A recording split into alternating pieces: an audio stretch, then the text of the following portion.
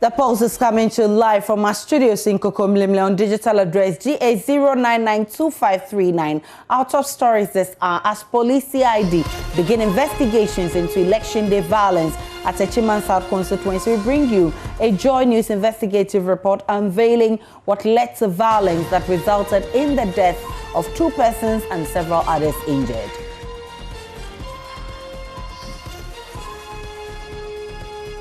We also have analysis of events of that day for you. The Ghana Health Service prepares rollout of COVID-19 vaccines starting the first quarter of 2021.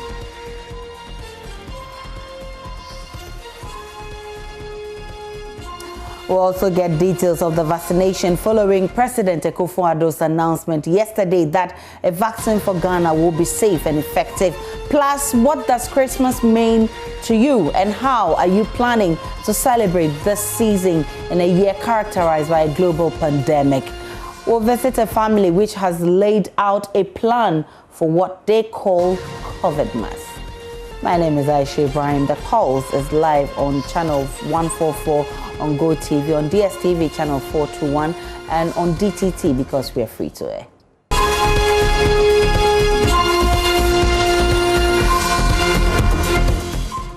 Many thanks for choosing us. Now, emerging eyewitness accounts and video records reveal live ammunitions were fired into the crowd in the Techiman South shooting, which killed 2 people. Videos available to JoyNews show some military and police personnel firing directly into the crowd in the December 8th incident. Some eyewitnesses give horrifying accounts of how the joy of observing the collation of electoral results turned into a mass shooting. Lava FM's Erastus Saridonko spent days in Techiman speaking to eyewitnesses and collecting videos of the incident and has filed this report.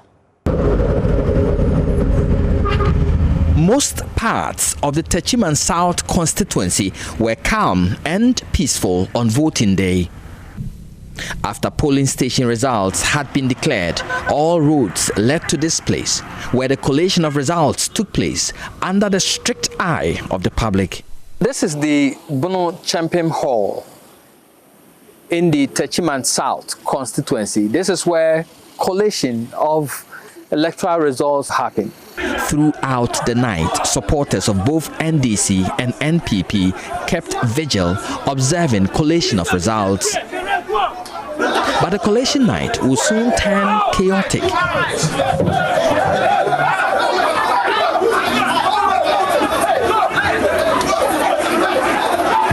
Security agents fired warning shots to maintain calm as supporters of both parties fought and destroyed ballot boxes containing results from some polling stations.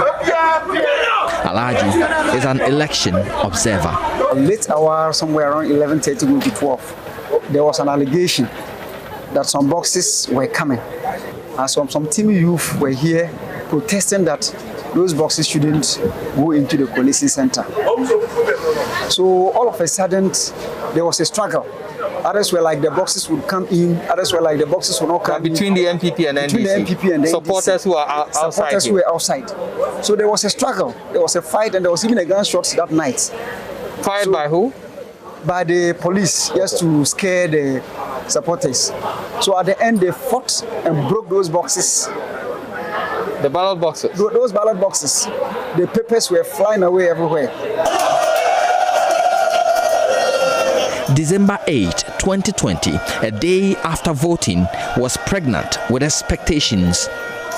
Supporters of the NDC and NPP gathered outside the collation center in anticipation of who won. The NDC supporters, their team inside the collation center was saying that they were not satisfied with those boxes or the results in those boxes. So it was like an argument back and forth, back and forth, back and forth until later in the evening when those results were added. NPP had 49,682, the parliamentary candidate, and the NDC parliamentary candidate had 49,205. And so immediately they shoot it out, the jubilation started. So the Tumu youth of the NDC who were also standing here were angry. How comes? Because they know that they were trying to force in to the hall. So they were here? They were on the left here. They were standing here? Yes. In their numbers? In their numbers. And they wanted to force their way into this hall? Into the hall. And the MPP supporters too were also on the right. But the military and the police, they were in the middle, trying to protect the crowd not to move in. Some accounts say party supporters started pelting stones at the security personnel. Others also say the supporters were forcing their way into the collation hall. But what happened next will remain a black day in the political history of Techiman South. This video shows protest from the crowd. Then the shooting starts.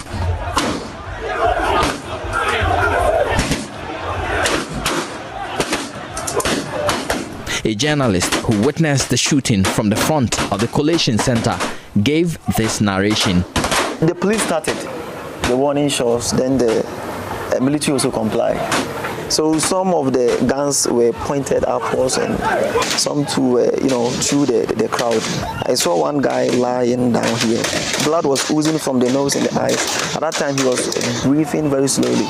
So in about our time that we understood, there were many supporters being victimized through gunshots. A closer and critical look at this video, which marked the beginning of the firing of warning shots, showed the crowd retreating. Whilst many of the personnel are seen firing into the air, this officer in seeming police-colored uniform is seen aiming at the crowd. Another amateur video captures the fleeting moment when shots were fired into the crowd and the moment when some supporters were seen lying motionless on the ground. We tried to slow the video to pay attention to detail. Here, it reveals many of the security personnel firing their guns into the air. But this military officer fires directly into the crowd. The originator of the video is heard saying some are dead and then laughs as the video ends.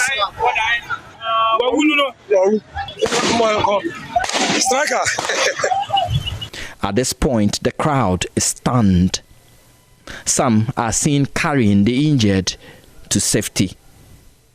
This woman seen here in the video helping lift a fallen supporter describes that moment. Ye kasi ebone patu mintimi njina menaso mintimi nya me ho hwe ntitama me kwa paja no odi tuo no yes ana me sa kwoto me paja na mrente me beso no se maami mayenjo mayenso no mo paja na wawu. 18-year-old Abdullah Ayarik, an apprentice in the street lighting business, and Muhammad Tajuddin, 41, a father of 4, were killed. 9 others sustained various degrees of injuries. Reporting for Joy News, Erastus Asaredonko, Kumasi. Police Criminal Investigations Department says it is still conducting investigations to unravel persons behind the shooting at the Techiman South Collation Center. Listen to Director General of CID, COP, Isaac Kenyaboa, when he addressed the news conference last week. 8 male adults were injured in the process. Police called the National Ambulance Team, which was standing by the center, and the victims were rushed to Holy Family Hospital for treatment. However, Abdallah Ayarek and Tajuddin Muhammad were pronounced dead on arrival. But our investigation so far revealed that whilst the electoral officials were collating the results at about 1540 hours, the results were projected as follows: 49,582 for the MPP parliamentary candidate, 49,205 for the MDC parliamentary candidate. Supporters of the NDC who had gathered outside the hall became angry and started attacking the center with stones and other offensive weapons. They broke the cordoned zone and forced their way into the coalition center.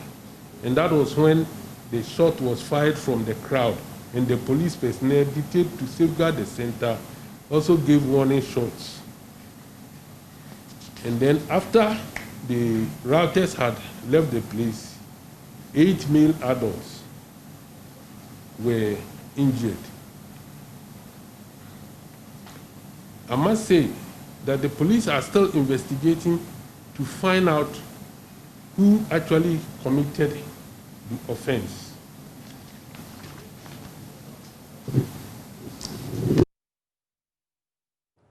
You heard the Director General of CID-COP, Isaac Kenyeboah. Joining us in the studio is Security Analyst and Executive Director of the Jatike Center for Human Security and Peace Building, Adib Sani. Good to see you. Good to see you, Aisha. You've just seen videos at Techiman South pointing to sporadic shooting into the crowd that led to 2 deaths and several injuries. What's your own appreciation of the aftermath of the just ended election, especially the violence events? Well, Aisha, there are 3 stages of election security. Pre-election, then the security provided on election day, and post-election security.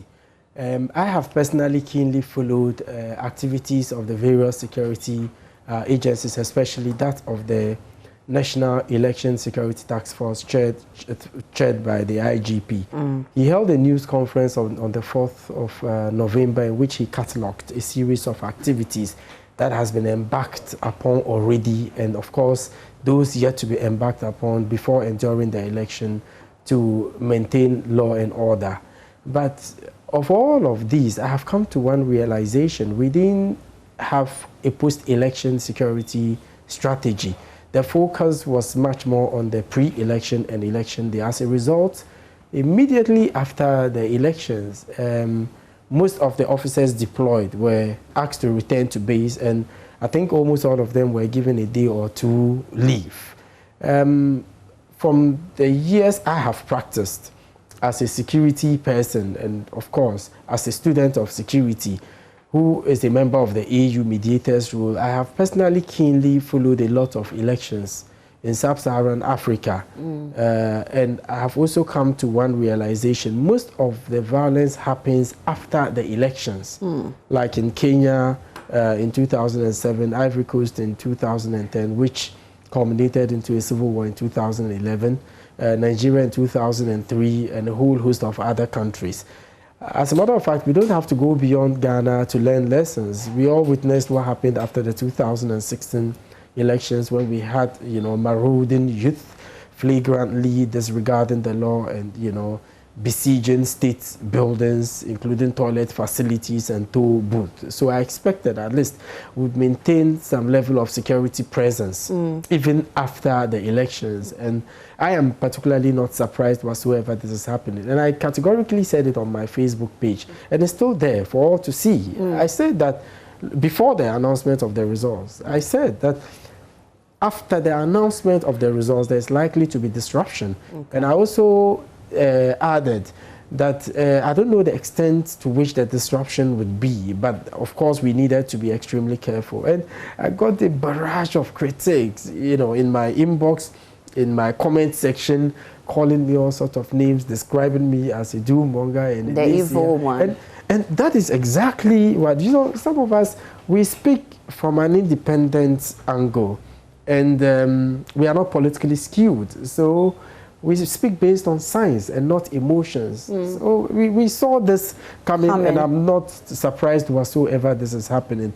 But I mean, it's a great story by Erastus Donko.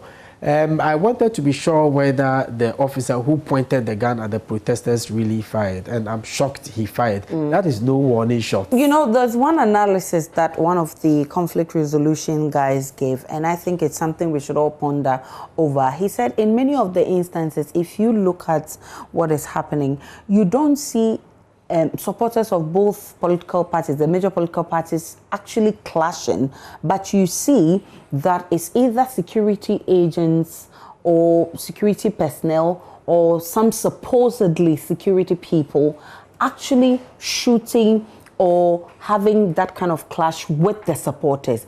And that is where we must actually channel our energies towards, that it's not the two political parties. And who is assigning these security analysts? Who is going to speak for them to lay down their tools so that people will stop dying from, after the elections? You know, Aisha, your points are very valid and legitimate also, because the more force we use in certain situations, the more we are likely to provoke more protest. Yeah. And even if you look at the fundamentals of policing, the 9 pillar principles of modern day policing, is hinged around the fact that the more force you use, the less you're likely to get the people to cooperate with you. So I think this raises the need for security agents to be very professional in their approach to some of these protests. They need to exercise restraint as much as they can. So far, I think the ones I have personally witnessed, like what happened at the Electoral Commission headquarters last week. I was personally there. I saw protesters breaching the perimeter and throwing stones. Okay. But in the face of all that, the security officers, they exercised restraint and they used minimal force. Even though a stone can kill, they had every justification to use lethal force, but they still maintained that posture, because what we are trying to avoid here is more casualties, more people dying. The gentleman who died at the hospital recently, who was shot at Ablikuma, I know him. I know him so well. He came to my house somewhere in February when I had an outdooring, and I was shocked to hear of what really happened to him. So security agencies have to be really professional in their approach. But you see, if you are well trained, you would also know how to de-escalate some of these protests. Because sometimes in certain situations, you see there's a potential of violence. But if the officer is well trained, he's able to, through diplomatic means, de-escalate.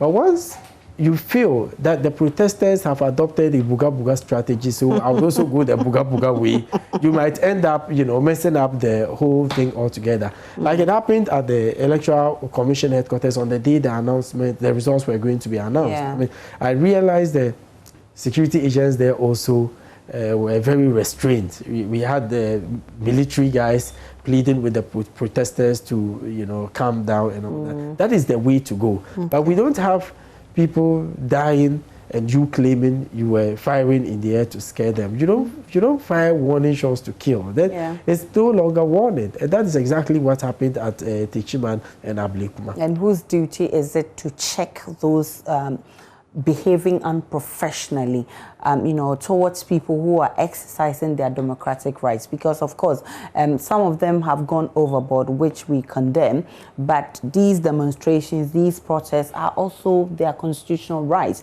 It is in the Constitution that people can protest. I've heard a lot of people say, go to court and let the people stop protesting. But the lawyers also will tell you that this also is not a wrong, step to take, because it is also a constitutional right that the citizenry has. But you've also sent a signal that as we go to Parliament, and we know what has happened, the interesting path that Parliament has taken, both political parties have they've split the seats 137-137, and you have called for extra security for members of Parliament. Why now? Well, in the past, if you follow me closely, I was one of the most outspoken persons against the provision of security to MPs, because I contended that we have a wider issue of insecurity, in our societies, and when we are able to deal with it holistically, it would inure to the benefit of parliamentarians as well. But like I always say, security is a process, it's not an event. Things have changed, new issues have emerged. Currently, as it stands from official sources, even though it is contested, NDC has about 137 parliamentarians, whilst the MPP has, including the independent, 138. So the power balance is so precarious, okay? And the possibility that if, for instance, God forbid, in the unfortunate event, okay, that 2 MPs die, from the NPP and they go for a by-election and the new persons elected are NDC, what it actually means is invariably power would shift to the side of the NDC. We know people invest so much in politics. Even as it stands now, it just looks like they all have 137, even though when they meet in caucus or when they are voting, the independent candidates can vote. It doesn't necessarily mean that the independent candidate can fit with the NPP because the standing orders does not actually make provisions for that. If he was with a party, then I'm told that he can easily join the NPP. But as an independent candidate, once he does that, then there would have to be a by-election because it means that he has actually, you know, vacated his seat as an independent candidate. So it will be very interesting to see how it pans out in Parliament. That even makes it more precarious, okay? Yeah. So people would use any means possible to grab power, even if it means eliminating some political so-called adversaries. That is why it is important than never before for parliamentarians to take their security seriously. I am very much in favor of security given to parliamentarians by the police, but the bulk of the work would be on them at the very personal level, exercising a great deal of discretion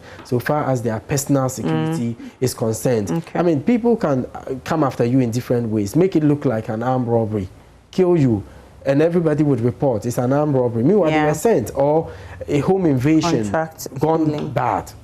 Home invasion gone bad. Meanwhile, they were, you know, sent. And it's happened before, and the likelihood it might happen again is quite high. So the need for them to be extremely careful and to take extra precautions. Well, what do you recommend? I mean, which form should the security you ask for take? No, I am a security consultant myself, and I run a security company. About 90% of my clients are people who have been affected by crime. That is when you see them running, coming to you. When Professor Bennett was killed at East Legon, I had a lot of East Legon clients. I mean, you don't have to wait for things to get out of hand. So they need to be proactive, okay? Need to improve their surveillance systems at home. And this is based on a criminology theory called rational choice. Before someone perpetrates a crime, he's able to juxtapose between the reward and the risk factors. So the risk factors, that is the possibility of him getting caught. If it outweighs the reward factors, the person might have to advise himself and be disincentivized from even conducting or perpetrating the act. They need to be cautious of their movements, especially late at night. When they get home, they don't have to wait outside the gates. And I know, Aisha, you are guilty of this too. You don't have to wait outside to call someone for the person to come open the gates. If you can use the automated gates with a remote, even if it is raining, you are able to open and enter. And some actually even park their cars outside. Whilst the engine is running, they step out, go open the main gate before coming. Risky. And a lot of car snatching, jacking incidents happen as a result of that. So at the very personal level, they need to exercise that discretion. So after elections, we find ourselves in this crossroads. People are still protesting. Every day you're hearing people are being injured. Yesterday in Kumasi, a number of people were arrested. How do we move from here? How do we resolve this crisis? Well, Aisha, before I came to the studio, I've been doing my own research on protest. And according to the center, and your viewers, I would wish they go look at the document published by the Center for Strategic and International Studies. And they described this era as an era of protest. And this year, over 37 countries have had serious protests. America alone has seen a 186% increase in protests. Vietnam is one of the few countries protests rarely happens. But on this occasion, because of an oil rig in the South China Sea, they saw really violent protest. So it is something we can expect. However, we've always dealt with it superficially. Oh, let's disperse them. I think it should go beyond just dispersing them. We would have to get notable, well-respected people within our society to step in, like the chief imam, like the Asantehene. You would have to call on the politicians to be very careful about what they say, because politicians are like celebrities. They are like religious men. Whatever they say has a direct bearing. It has a direct correlation in the thought processes, the opinions and perceptions about certain issues. Okay, so whatever they say is what is provoking the reaction from their followers, who they inspire. Yeah. So politicians would have to be very careful about what they say. It is also very important, in as much as the law guarantees you that right to protest, we need to follow due process. And be the Public responsible. Order Act 491 is quite categorical about not seeking permission from the police, but to inform them, and you know the rationale, to ensure your safety. To ensure it is not the pleasure of the police. So we need to follow these protocols, and we need to be peaceful. You don't have to throw stones, because you might be right, but your reaction, you might end up being wrong because of the way you react to some of these things. I think there's the need for backdoor diplomacy. Okay. Engage the various major political major political parties, so at least they are able to reach a consensus. If they are going to court, fine. If they don't intend going to court, what is the way forward? Because the question I ask myself is, all this violence, to what end? To what end? And someone will say in a crack. And of course, I mean, going forward, we'll be looking at how all of this pan out. Don't forget that on the 7th of January, we are inaugurating the president, and we don't want to cross the 7th of January with all these mishaps. We want it fixed. Thank you so much. Adib Sani is Executive Director of Jatike Center for Human Security and Peace Building, and a security analyst as well. Now, President of the Apostolic Church Ghana, Apostle Dr. Aaron Amina, is asking politicians to allow systems and institutions to function as they should, so that the country's democracy can mature. According to him, if this does not happen, Ghana will continue to mark time and never progress as it should. He has been speaking at the dedication of the Apostolic Church of Ghana, Medina Area Auditorium. Hannah Odame was there for JoyNews. Members of the church could not hide their joy as the praise and worship team led them through a time of thanksgiving.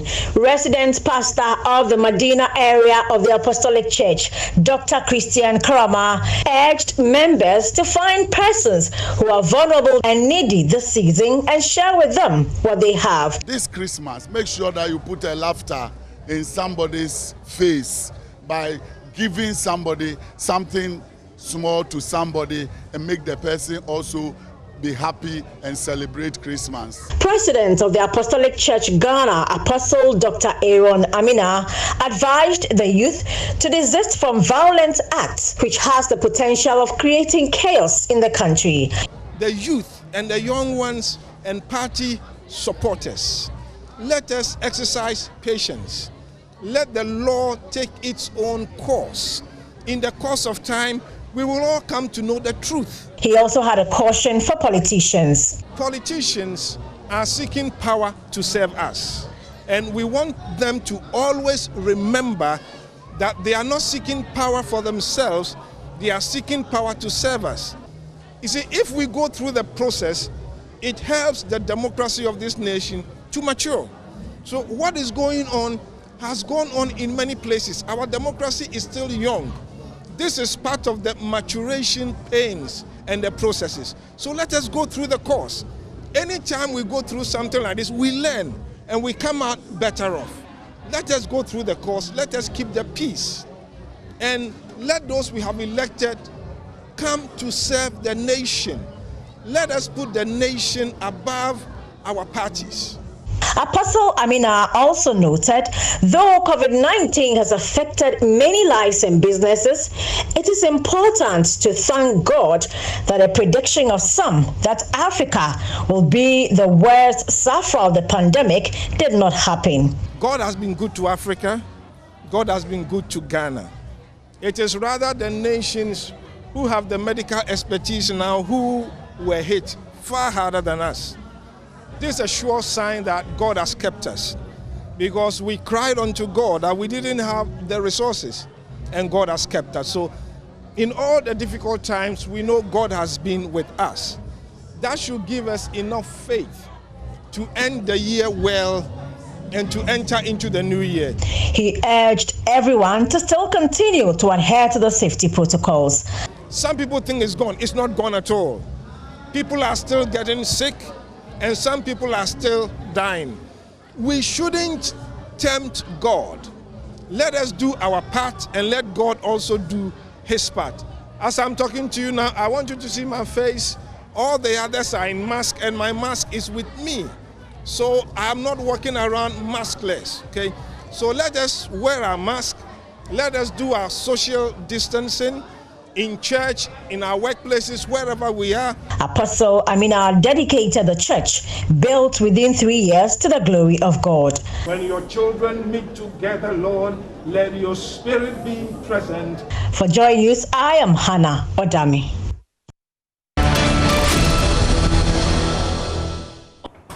Welcome back to The Pulse. We're live on DTT because we're free to earn Go TV channel 144 and DSTV channel 421. Now, Ghana is likely to receive the first batch of COVID-19 vaccine by the first quarter of 2021. That's according to Director of Public Health at the Ghana Health Service, Dr. Franklin Essie-Dubekwe, who spoke earlier on News Desk and detailed the work of the committees set up by the president to facilitate the acquisition and deployment of the vaccine. We'll hear from him shortly, but before then, let's listen to the president's 20th address to the nation on measures taken to fight the spread of COVID-19 in the country.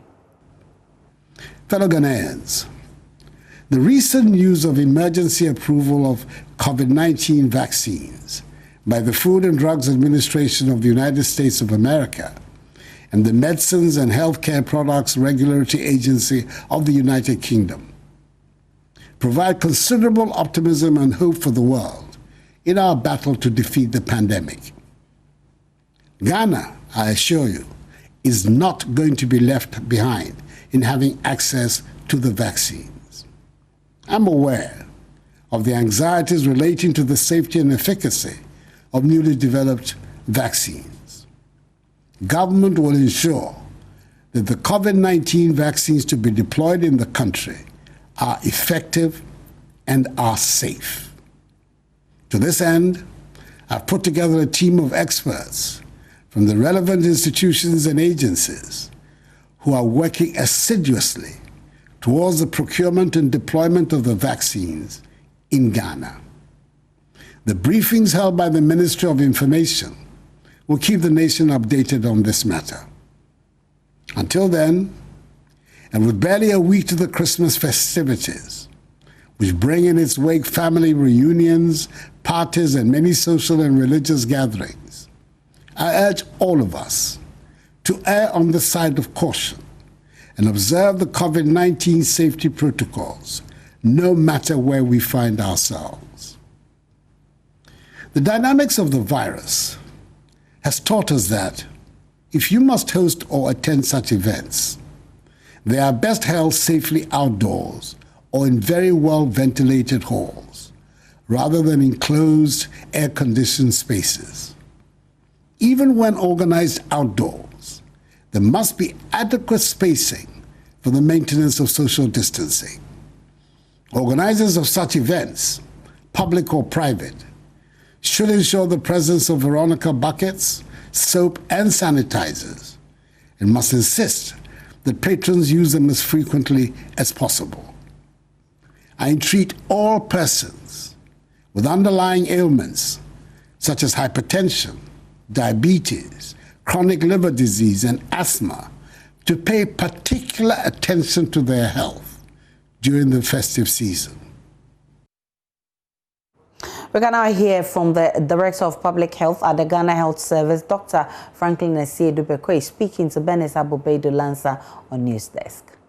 Two steps in acquiring these vaccines. So it's at two levels, and the President has actually established a high-level committee that somehow appears to work immediate and medium term about we being able to even manufacture our own vaccines, and actually working together with other experts from the West Africa Health Organization. So it's a big committee looking at the capacity of West Africa regions, but they be able to produce their own vaccines. So that's the higher level one. But in terms of acquiring vaccines, there are a number of facilities that as so we have what they call the COVAX. The COVAX is actually made up of key stakeholders, Gavi, WHO, UNICEF, all the key development partners who have put together this facility to ensure that member states are able to get some minimum number of vaccine doses. So that's the COVAX facility. Normally the COVAX, what it does is that it's able to give you vaccines to the tune of about 20% of your population. So for a country like Ghana, it means that that facility will get us up to about 6 million. The COVAX facility is going to be in the first quarter of 2021. It could be the later part of 2021. I mean, that is what most the target is, that most countries will start getting the vaccines, but it will come in sequential flow. So it will move on for about a year. So you're not going to get all at once. It will come and then to continue coming. If you look at our data in terms of the disease states and in terms of death, you realize that there are variants. The common population that gets the disease or the infection are between 20 to 49. The people who are dying are above 60. So in that context, the team is recommending to government that our first line will be the health workers. I think that it's in sync with what is happening in other countries. Most cases, the health workers are the first line because they are almost always exposed to the virus. So that would be the first line. Then you are going to look at the persons with underlying morbidities. So people who have hypertension, diabetes, or even cancers, they will be the most likely group. And then you look at the aged, that's people more than 60 years.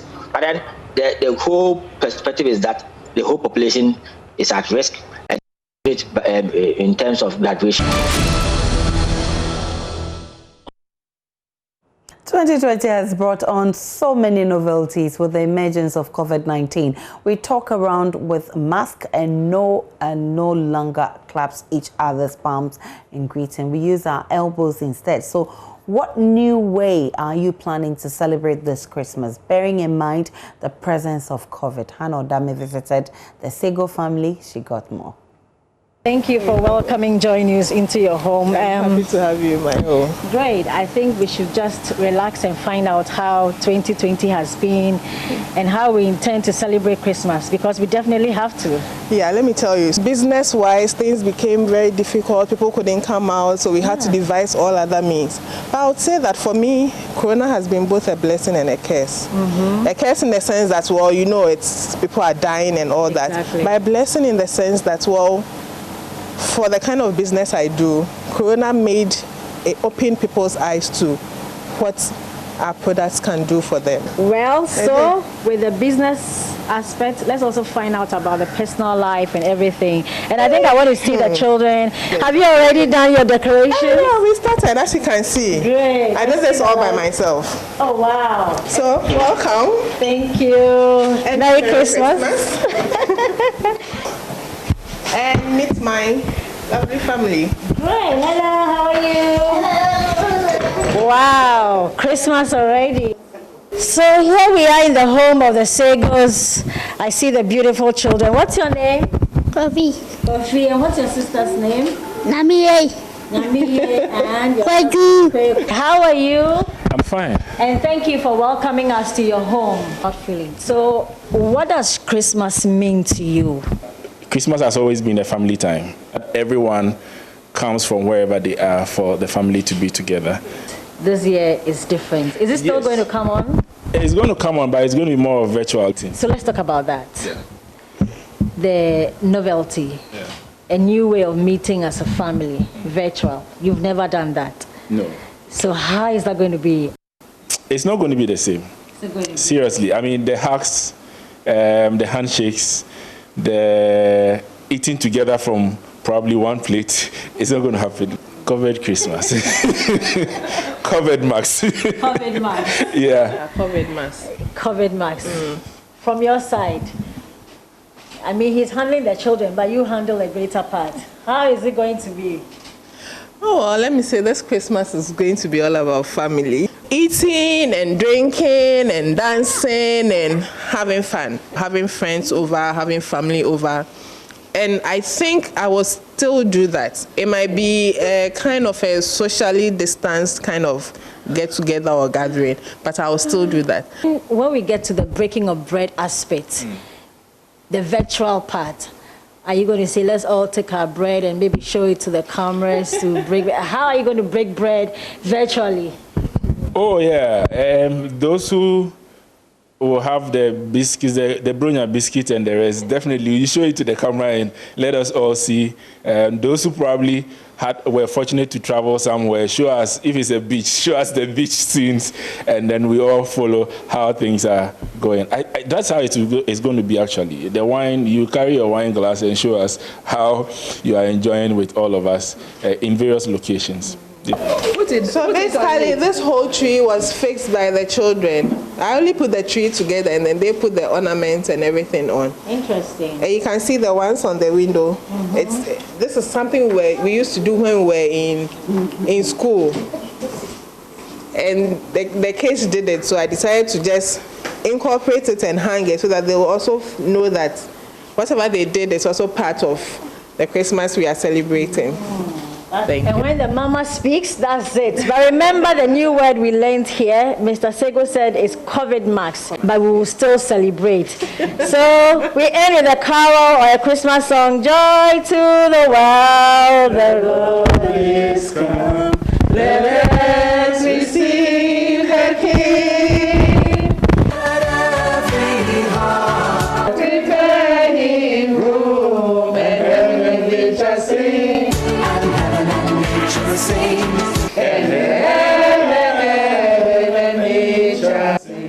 From the house of the Segos, we say Merry Christmas.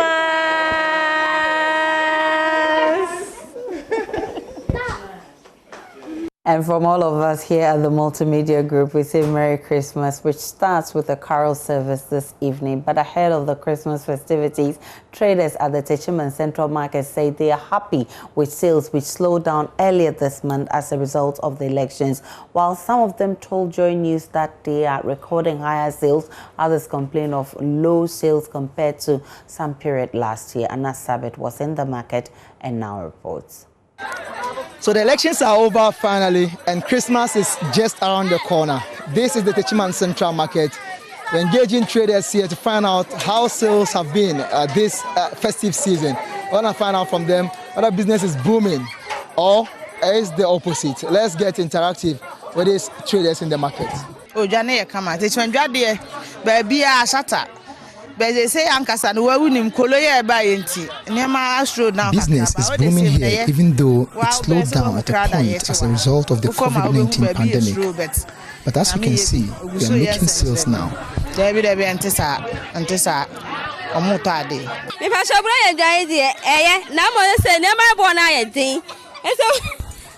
Christmas market is good except that the prices are high, so people are unable to buy as expected.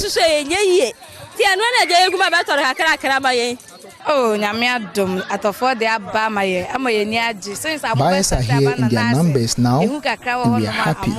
Things slowed down before the elections, and business is booming now. A week ago, the atmosphere here in the Techiman municipality was full of tension because of the political violence that took place at the Coalition Center. As a result, a lot of these buyers were not in the market. But this week, the traders here say the businesses has improved tremendously.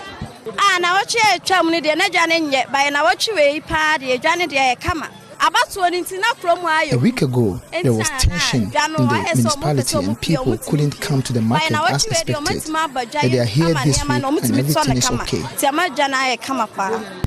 And this is one factor because somewhere Wednesday, last Wednesday. That is one factor. Because of the violence last Wednesday, those in the rural communities got scared of coming here, so that affected us a lot. bebree. Nyame adu week we na ye hu say eja de ende ye deeper na last week there. We've recorded higher sales this week, much better than last week, which was marred by the political violence. From Wednesday up to end that day, nyame ma ye hu nsanchene kakra. Whilst a couple of them say this particular week is far better than the previous one, others have the view that sales is not booming as expected. Socrates is one of them.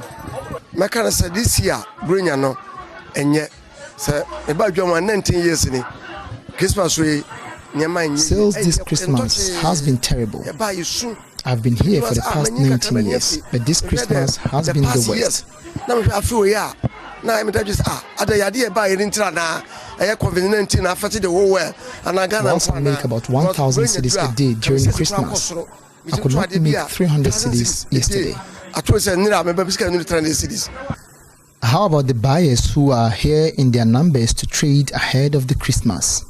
Kobna Kabiata Toban says even though there is enough goods in the market, the prices are quite too high. And no more job, none born head, dinner, Sikasu Nima anymore. And no other body. Because we'll be able to more party at on soon. There are goods in the market, but they are very expensive. We all need these items, but we can't afford them because of their prices. Oh, Kachevi and tasty and Kay. Sister, no more day. So from the Techiman Central Market here in the Bono East region, my name is Anas Sabit for JoyNews. And back here in Accra, in the studio, my name is Aisha Ibrahim. With a few days to Christmas, most parts of the capital, Accra, are choked and bustling with trading activities. As usual of this festive period, the vehicular traffic situation is worsening. Some drivers have been lamenting the impact of the slow movement of traffic on their trade. My colleague Kwekwa Sante roamed the central business district today and came through with this report. Christmas time is a time for families, it's a time for friends and families to gather and enjoy. But Christmas also comes with one thing, comes with enough traffic in the town. I'm currently here in the Accra Central Business District where a lot of trading, bustling and hustling is currently going. A lot of people are coming into the town to buy things for the Christmas festivities and the kind of period that we are celebrating. We've been speaking with some of the drivers and they have been complaining about the impact of the traffic. The traffic is choked, and they've been telling us about exactly how this traffic situation is. But of course, one of the biggest gainers of this traffic situation is Okada riders. Most of them that we've seen are having a lot of good time, having a lot of passengers that are getting down and joining Okada because the cars are not moving. And so they are joining Okada riders, motor riders to get to their destination. But the city is very choked. We've been speaking to the drivers. They are telling us that the impact of the traffic, the situation, very much impacting on their business. And they want more police presence to be able to direct the traffic in town. But one thing is clear, there are more people in town. There are more people doing shopping, buying things.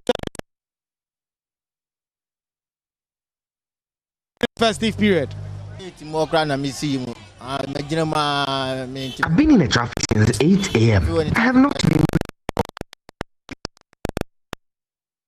too many people in town. It is said that there's no money in the economy, but there are many people around. Not be moving at all. The traffic is too much. There are too many people in town. It is said that there's no money in the economy, but there are so many people around. Traffic in the no pa nipa nkwan na ma traffic ni sisa no wo so le what is sika ni Ghana sika wo ha pa every year it's just like this, so we cannot do much about it. It's going to be like this for some time. It's actually not about the cars. There are rather more people in town, and that's associated with the period we're in. Because of the Christmas, some of us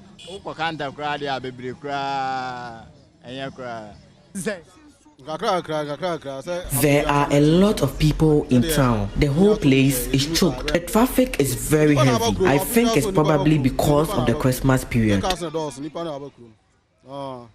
We'll be continuing the Christmas with our 9 lessons and carol service here at the multimedia premises. We'll bring you more on that. But the Ghana National Tomato Traders and Transporters Association has declared its readiness to begin the implementation of a shift system for trading the produce in order to avoid glut and post-harvest losses. According to the association, it needs government support to ensure that all market traders abide by the new trading system, which is set to begin from next year. There is more in the following report. According to the traders, the unavailability of a regulation for trading tomatoes has caused a significant loss to farmers and other stakeholders in the value chain. The situation has caused the National Tomato Traders and Transporters Association to collaborate with government in formulating a shift system for trading. After addressing a national engagement with the Ministry of Trade and Industry on the effects of the unregulated market, Chairman Eric Osetufo reiterated the call that the association is ready to begin the shift system. And we know in business, we say supply and demand. If the supply exceeds the demand, there will be an excess. And we know we are trading with a highly perishable commodity like tomato. And as I'm speaking now, we don't have any storage facility for our tomato. And as such, the association sat down together with Ministry of Trade so that we will implement a schedule system. If 100 people are within one market, we should share them in such a way that for the week, everyone will go and then bring the tomato into his or her market. So this means we will move down to the border posts. All the borders that we've been using to cross to Burkina Faso to buy the tomato. We need to alert the border officials. After doing that, we will implement the system. Technical advisor on domestic trade at the Ministry of Trade and Industry, Intim Donko, believes the new move, when implemented, will help local farmers benefit from their produce. They can regulate the flow of tomato into the markets and thereby avoid gluts, spoilages, and also loss of capital. And this is what we are supporting them to implement, together with ministries, departments and agencies or relevant local authorities, so that we will make the schedule work and then we will have peace in the markets. The association will be engaging other stakeholders on the new policy to have a mutual understanding. Some residents in Legon and its adjoining communities thronged the Electricity Company of Ghana Legon District Office, demanding solutions to their billing issues today. According to some of the ECG customers who spoke to JoyNews, although they are prepaid customers, it has been indicated that they are owing amounts ranging from between 700 cedis and 1,000 Ghana cedis, with some customers owing as much as 2,000 cedis. In the end, these affected customers had to be sent away and asked to return on Monday to meet officers of the ECG to have their issues resolved. Here are some of the customers. Okay, so I came to buy prepaid, and then they are telling me that I'm owing 800 cedis. I don't understand. I don't get why I'm owing 800 cedis when I buy prepaid every time and I pay for it. I'm really confused. I don't know what is going on right now, because I always buy prepaid. I pay. I buy the prepaid and I pay. So I don't get why I should come and buy prepaid today and I'm owing 800 cedis. 800 cedis. That is not a joke at all. It is not a joke at all. This is really becoming unbecoming. Now, almost every time that, well, per chance, I'm not able to recharge and my lights go out, almost always, when you go back to recharge, they tell you that you are owing some amount. Then the last time it was somewhere 150 Ghana cedis that I was owing. Meanwhile, it had just gone off for like about a minute or two. Not long after that, they said I was owing. It wasn't the first time, it has been several times. Now, when first did I notice this? The first time I saw this was long after the president had announced that we were going to be getting some of our electricity bills absorbed. Very, very, very annoying. Every time, just recently, it happened to us that we are going to recharge when our lights were out. Then we realized that we were owing some amount of money. It becomes very annoying. When I don't have anything, I'm deciding to just have something small to buy. Then they have to deduct something again from it. I think the thing, I think we have issues. So we have issues with our connection. So we are pleading with ECG because for me, I don't understand. You understand? The thing is, yesterday we were just around, we were just watching TV, and then the lights went off. So we even thought it was, like normal light out. We were just waiting. We waited for almost 6 hours, and we went to check, and then they said, okay, so we owe. And which we use prepaid. So how this thing go happen? That is what we don't understand. So we think that there is an issue. There is an issue with the connection. So we are pleading with ECG. Please, we are begging them. They should come and work on this thing for us. They beg them. Wow. I purchased prepaid, right? So unfortunately on Friday my lights went off, and I tried going to buy prepaid, so to top up, and with prepaid I don't think I'm supposed to owe, because when I owe it goes off. So I tried buying some. I bought like 20 CDs, but I was later told I owe 200 CDs, and I don't really understand. So can you please help me understand? So my mom sent me to come and buy our prepaid because our light got finished, and then I get here and then they are saying that the prepaid we are owing, and I don't understand how we are owing prepaid when it's we always buy our lights. I'm really frustrated. I don't even know what to say, because how are we owing? This is not postpaid. How are we owing if it's prepaid that we are using? And right now my mom is waiting for me home to bring back the credit, only for them to tell me that we are owing. I didn't know that with prepaid we had to be paying bills monthly and all that. So I really don't know what's going on. I don't know at all. And of course, as you may know, we are building up to our carol service this evening on the multimedia premises. Adam Naite is here with me. Adam, hi. What's your favorite Christmas carol? Okay, let me tell you my favorite. Hark the herald angels sing. Okay. Help me sing. Okay, let's try.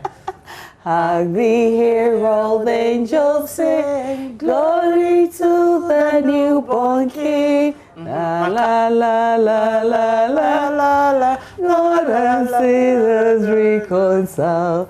Da da da da da da. Join the connectivity with angelic hosts proclaim. Da da da da da da da. We've done some. What should we expect tonight? A lot of fun. Like, we're just giving them a lot of fun. It's been, like 3 years? We haven't had 9 lessons and carols. 2020 has been difficult. And this year, we actually made Joy, the Joy brands, your official Christmas, brands. Yeah. So we have been doing a lot by way of Christmas. Some of us couldn't wait for elections to be over, so we switched to Christmas mode. So we can switch to Christmas Exactly. mode. And we've been doing just that. We've had the Joy Christmas Hour. It's a whole new hour we created on Joy, just for giveaways. We have the Christmas Day. We're playing a lot of carols. We're having a lot of fun. Okay. So the 9 lessons and carols this evening is just one of the fun we're having this evening. We have, the MGL choir will be performing. We have Kwampa coming through. We have the Harmonious Choral. And we have a lot of our clients who will also be reading, the lessons. We have most of our team members who will be playing various roles. So it's going to be fun, actually. Going to be fun. And COVID is still here. So we're telling people stay at home. It's virtual. Yeah. So you catch it on Joy Prime. Catch it on JoyNews right here. Yeah. You catch it on Joy FM. Also on Hits FM. Social media handles, My Joy Online. You just have to sit home and have fun with us. Yeah, and I can imagine how it's going to be fun, but you still have to sing that song for me. Your favorite Christmas carol. Okay, Aisha, I had it in mind. It's just, oh God. Oh, it's not coming. I've been singing one crazy one. Which is? You know, I'm on TV. I've been singing it on, this morning I sang it. Kadi called me and I sang it. Okay. It's in Ewe. Which one is that? Okay, it goes like this. Christmas, Sigona, Papa, Nuka, Christmas. You see, you're laughing at me. Oh, but it's nice. Bolo, bolo, toffee, biscuits, blahavivi. Bolo, bolo, toffee, biscuits, blahavivi. Oh.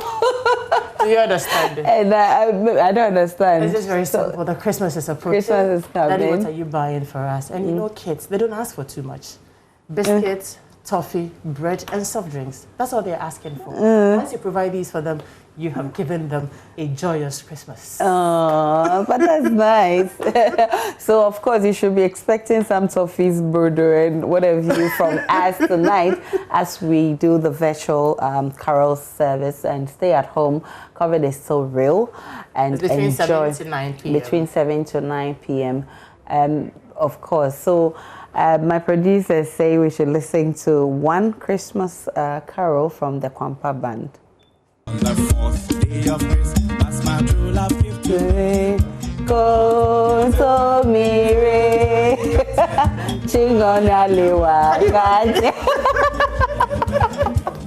So they are on tonight. If you love them, you just need to stay on the Joy News channel and all other affiliates, because we'll be bringing them to you, plus the multimedia choir, the harmonious choral. I mean, you can't. I mean, there's no platform where you have these best. I mean, coming together. So you just need to stay there.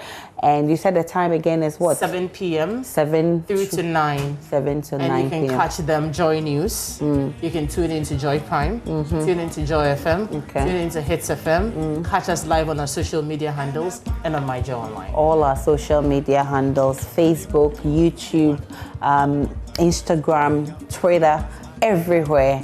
We'll take a break on the pulse. We'll be back shortly.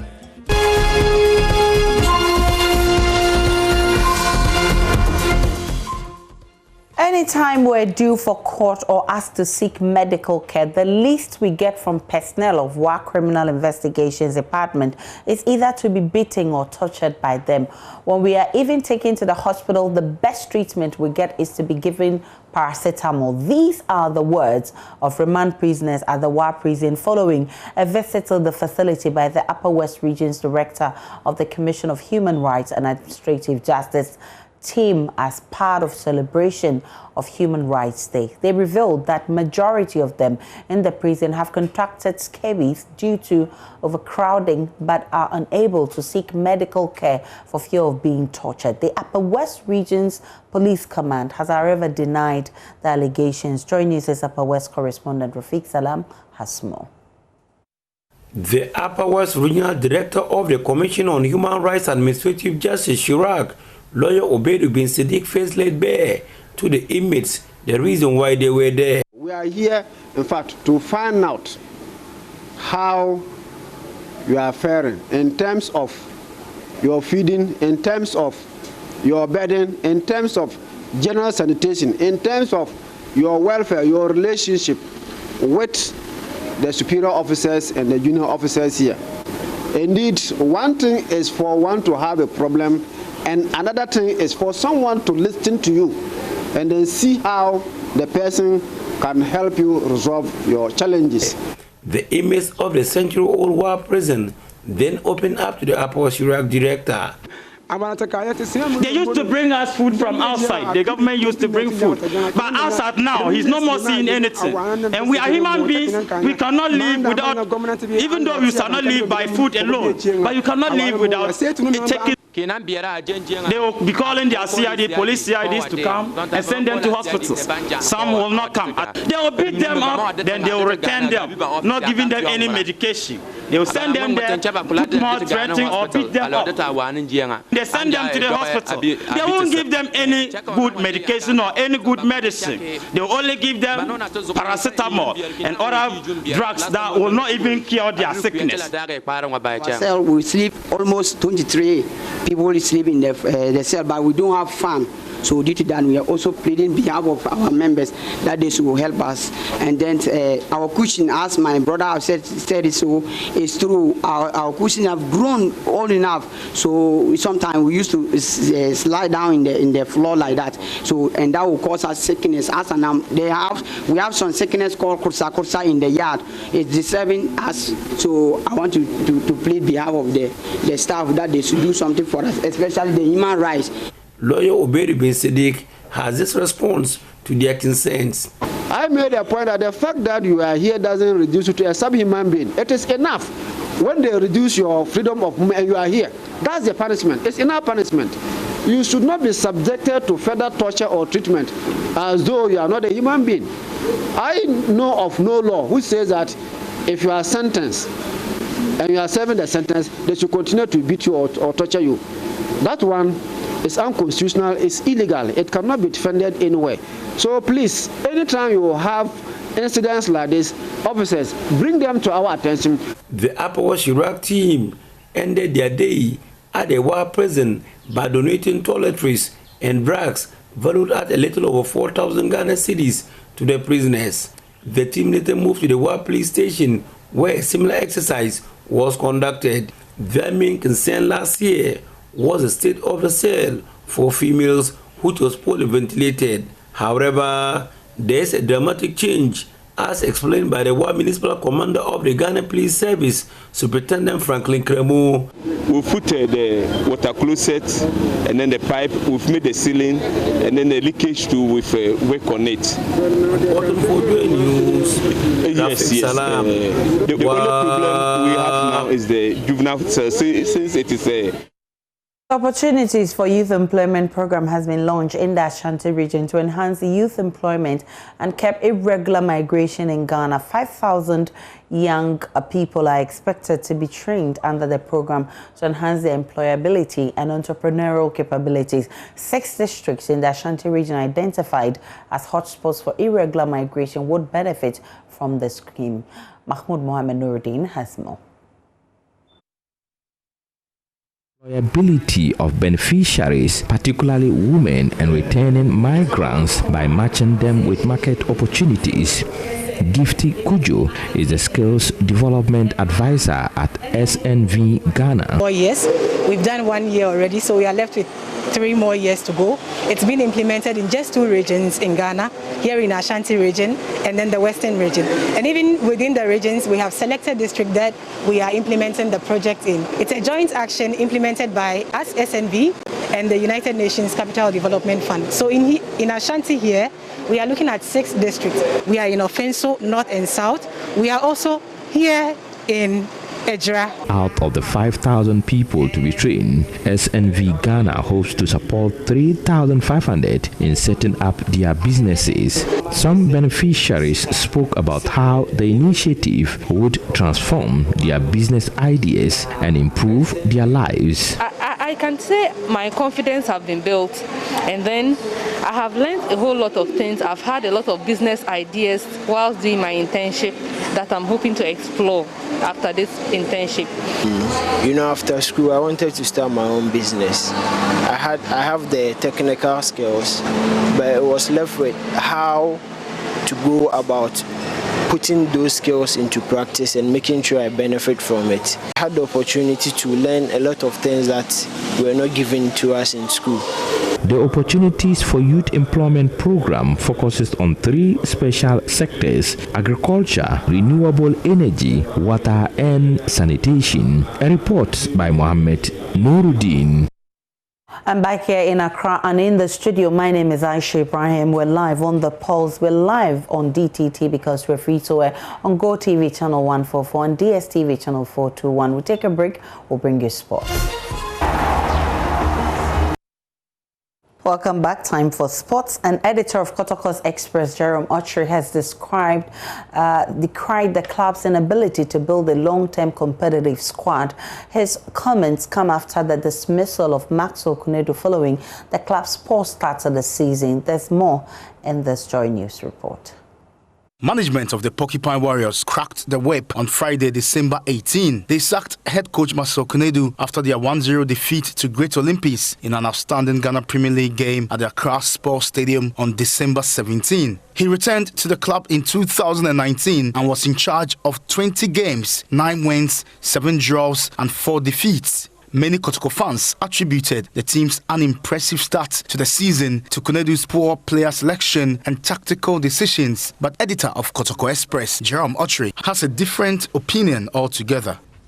As long as you decide to take away 10 or more players from the previous team, going into the new season, there are little chances that the new team that you have put up for the new season will perform to expectation.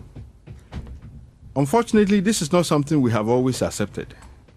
But if we are to go back to, say, the last 5 seasons, this is so typical of Asante Kotoko that we go into the new season with a different set of players, most likely with a new coach. If he's lucky, he will finish the season. If he is not, he's sacked in the course of the season. And going into the season after, we'll repeat the same attitude of bringing in more players with a new coach. Under the tutelage of interim coach Johnson Smith, Kotoko returned to winning ways on Sunday after securing maximum points at the expense of home team Dreams FC. Their focus now is on the CAF Champions League qualifying game against Sudan's Al Hilal at the Accra Sports Stadium on Wednesday.